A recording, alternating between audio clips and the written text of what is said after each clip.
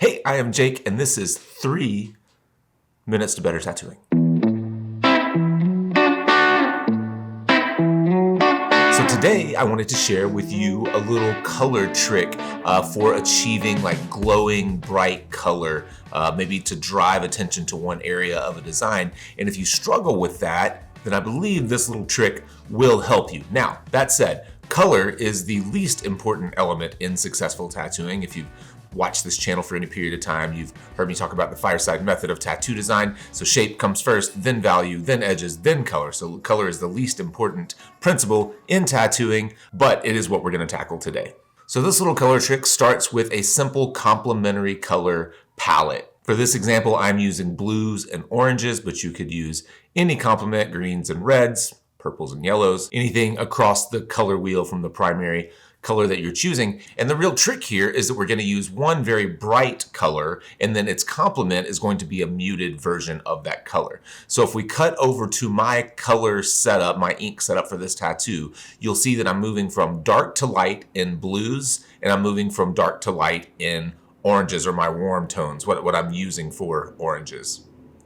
So my blues are all pretty intense colors. I'm moving from a deep phthalo blue into a teal, into more of a minty green.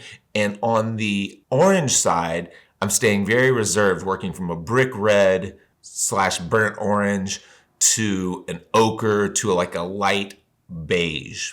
So these are very understated, desaturated versions of the orange. I've also put out black, white, and a medium gray, which I put out for most every tattoo. And another key element that I think is really important, and it makes for a more sophisticated looking piece at the end, is changing the temperatures of the colors as they move darker or lighter. So in this case, my dark blue leans more towards purple. It is a warmer blue.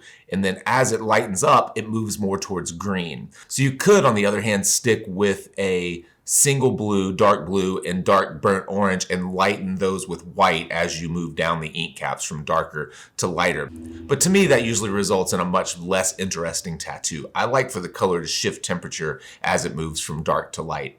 So you can see in the finished tattoo here that I've got kind of a nice blue glowing effect, and then those burnt oranges and browns in the mushroom caps are providing that contrast and color saturation and color intensity. If you could visualize, on the other hand, if I had used really intense oranges and reds and yellows on the top side of the cap, that everything would be super bright, noisy, loud, and as a result, nothing would really read as being bright. So everything is bright or intense compared to something else. If there's nothing to compare it to, it doesn't really look very bright or intense. So like I mentioned, you could do this with any color setup. You could use a very bright yellow with a very muted kind of slate purple. You could use an incredibly bright green with the same kind of brick reds that I'm using. I could have flipped this around and used a very bright, intense orange with a very dull grayed down blue. But the overall idea is that one of your complements is going to be very bright and the other complement is going to be very understated and muted. If you like tips like this, you should sign up for our Tattoo Tips Tuesday newsletter. It is completely free, comes out every Tuesday, and it just shares little tips from our archives. If you're really struggling with color and need some help, you should check out the Tattoo Apprentice's Toolkit.